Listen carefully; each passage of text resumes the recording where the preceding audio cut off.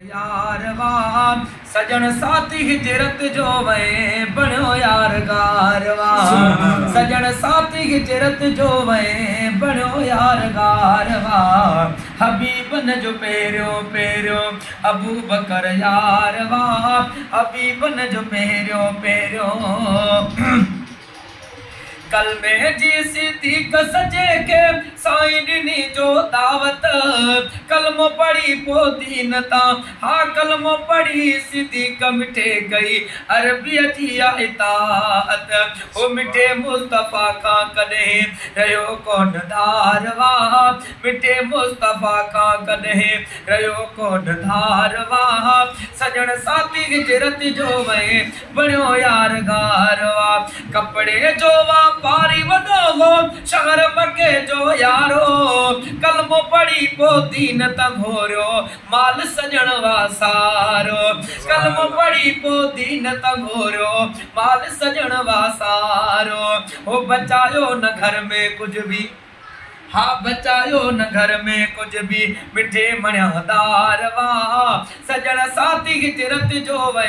बणियो यार गारवा हबीबन जो पेरियो पेरियो आयशा अम्मा जो बाबो प्यारो सोने नबीअ जो सोहरो पाक नबीअ जो यार मिठे सां प्यार को ॾाढो गहरो पाक नबीअ जो यार मिठे सां प्यार को ॾाढो गहरो हबीबन जो उन ते बेहद घणो एतबार वाह सजण साथी हिजरत जो वे बणियो यार गारवा सजण साथी हिजरत जो वे बणियो यार गारवा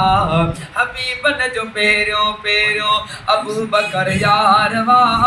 हबीबन जो पेरियो पेरियो अबू बकर यार वाह सजण साथी हिजरत जो वे बणियो यार गारवा से बरबा अलाज खलील अहमद साहब तवजा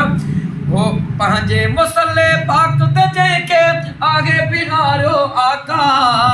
ओ अबू बकर खे उम्मत जो इमाम बणायो आका अबू बकर खे उम्मत जो इमाम बणायो आका ओ बिला फसल बणियो प्यारो खलीफो सचार वाह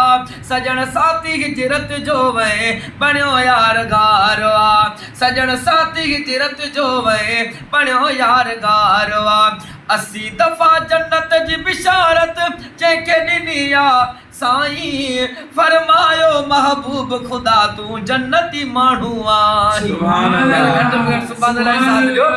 80 दफ़ा जन्नत जी बिशारत जंहिंखे ॾिनी आहे साईं फरमायो महबूब खुदा तू जन्नती माण्हू आहे अबू बकर दिलबर केॾो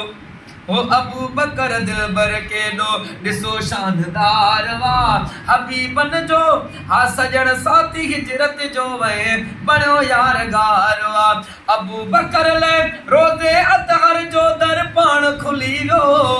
सोलंगी हिकमत अबू बकर के बिश्त में घरवा मिली वियो सोलंगी हिकमत अबू बकर के बिश्त में घरवा मिली वियो हबीबन करीमन सां गॾु मिठे जी मज़ार वाह सजण साथी हिजरत जो वे बणियो यार गारा।